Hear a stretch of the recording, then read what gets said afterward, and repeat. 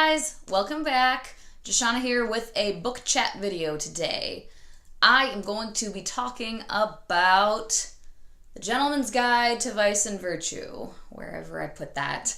I don't have the copy anymore. Library book, story of my life. So the premise of this book, if you somehow are not aware, it's a super hyped book on BookTube, so I mean, chances are you've heard about it from someone. But basically, it's like back in the day, like Victorian England, if I remember correctly. And there's our main character, Henry Montague, also known as Monty. He's very entitled, spoiled, rich guy, right? His dad is somebody important. And he has a sister who's kind of like bookish and just keeps to herself. And then his best friend, Percy. So he has a year-long grand tour he's going on with his best friend, and his sister has to tag along for part of it. And they're just like traveling around the continent for a year. And this isn't spoiling anything because it's literally in like the jacket like description that he is actually in love with his best friend, Percy. He is bisexual, Monty is. And so he's just he's a rake. He's just always drinking, gambling, partying, fooling around with women and fooling around with men. And his dad is just like sick of it. His dad has had it up to here. And so that's where we begin. So for a non-spoilery review, I guess, I ended up giving this book 3.5 pushinicorns. Oh, which I brought this from work. I have had this at work forever. But I was like, I should bring pushinicorn home since he's part of my booktube now. Yeah, so I gave it 3.5 pushinicorns. I didn't love it as much as I thought I was going to. I was super like overwhelmed looking at this book. It's huge. So I was like, oh God, this might take me all month. And it actually took me like a day and a half. It's a super easy read, super quick read. It's very fast paced. There's always something happening. And I really loved Monty's sister. And oh my God, I forgot her name right now. Felicity.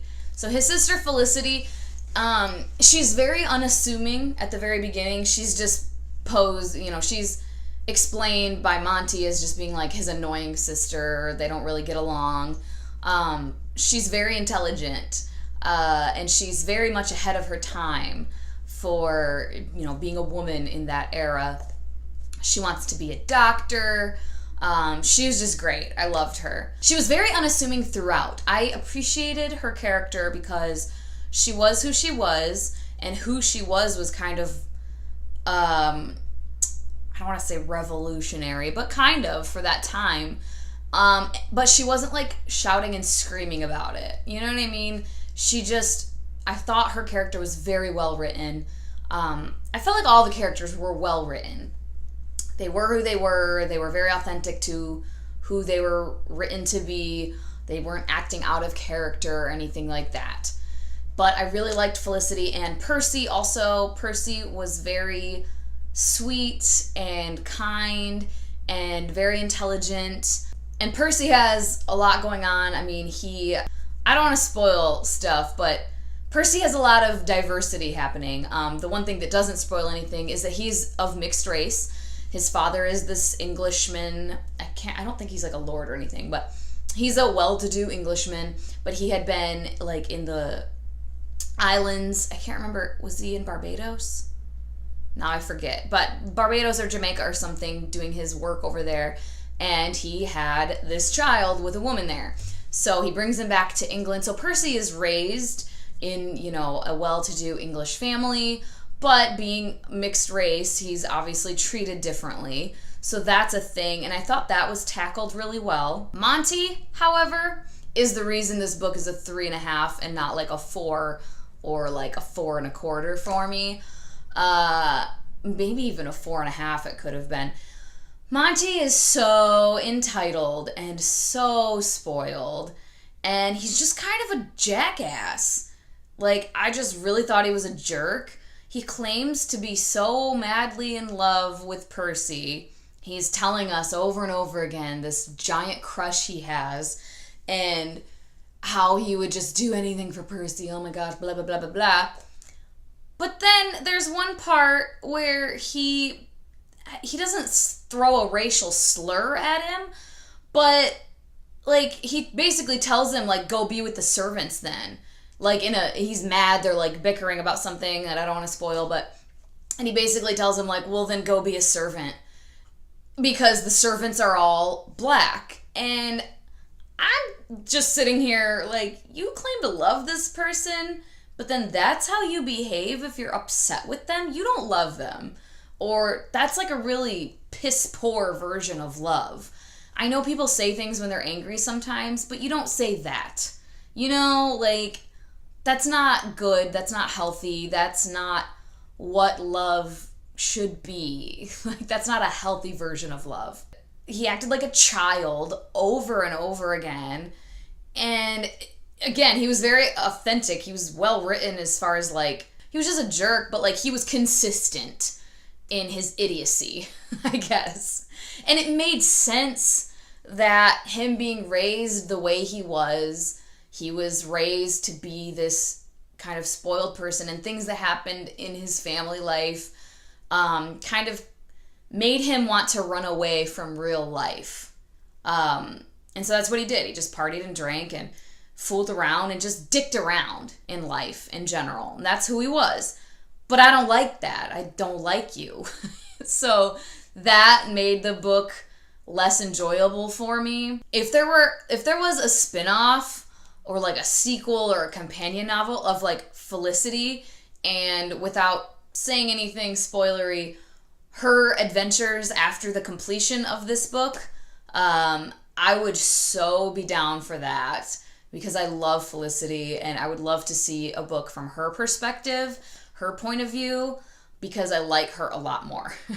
So yeah, I would recommend this book still because a lot of people love it, and I didn't hate it, but I was less enthused because of Monty. Some people don't mind him though. It was fun. It was a fun little adventure. Now getting a little bit spoilery. This won't be too much longer of a chat, but if you haven't read it and you want to, walk away now. So yeah, with Monty being such a jerk, I felt, and specifically that moment where he basically told Percy like, well, go be a servant then. I was like kind of bummed for Percy that this is the love that we were supposed to be rooting for him. Like, this is the love he was supposed to accept and we were to be happy about. There was just so much other stuff, and like Monty just being like a dummy and like not getting how the world works. I get that he was just kind of breezing through life, dicking around and not really paying attention to anyone but himself. But that annoyed me. I didn't like it. And I didn't like that Percy loved him for it. Like, dude, you're so unaware of the problems I have to go through.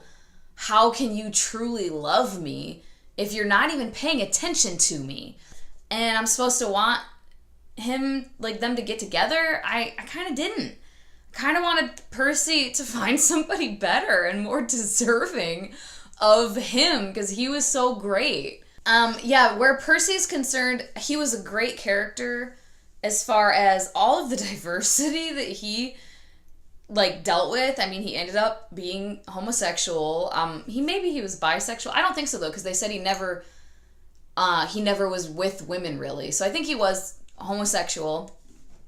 And so he had that going for him or against him in that time. And then being of mixed race, that was a huge thing that he had to deal with. And then having this illness, having epilepsy and having to deal with that. I mean, he had a lot of stuff stacked against him. And I loved that he didn't see it that way. I loved the way his, disability, if you want to call it that, was kind of something he had learned to accept and be okay with and be like, I'm okay. Like, this is something I have to deal with, but it's part of me. And if you can't accept this part of me, like, you don't really love me. I did like that. I like how that was portrayed. I like how that might make an able-bodied person think twice about, feeling pity for someone who is not able-bodied. Because it's very easy to, feel sorry for someone that they have to deal with this, and this. And while, yes, that does make their life more difficult, they might not see it that way. They might, but there is an alternative view where they might have come to accept it and be like, yeah, I mean, it makes things a little more difficult sometimes, but I wouldn't trade it for the world. And as an able-bodied person, that might be difficult to understand because you're like, why would you not want your leg back, or whatever the case may be. And I appreciated that perspective was put into the book, of Percy being kind of like, dude, stop trying to save me. Like, I don't need you to save me. But then at the same time, it made that whole plot really kind of annoying. Like, and made Monty more annoying, that he was being so bullheaded that, like, Percy and Felicity are both telling him, like, listen, he doesn't want this. Percy's saying, I don't want it. I won't take it. This cure-all, I don't want it. I don't want to take it. But Monty's still like, nope, whatever. We're going to go. We're going to do it. Screw you guys. We're going to risk our lives for this thing that you're not even going to want to take. Monty just really grated on my nerves. While he was well written and he was an authentic character and I can understand how he came to be the person that he is, I just didn't like the person that he is at all. And he improved, like, kind of.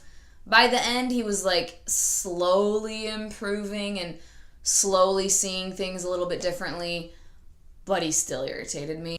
But yeah, give me a book on Felicity traveling around with the privateers, being their doctor. I'm so ready for that. Like, I really kind of hope that's a thing. That's all, guys. If you've read this book and you had different opinions, let me know.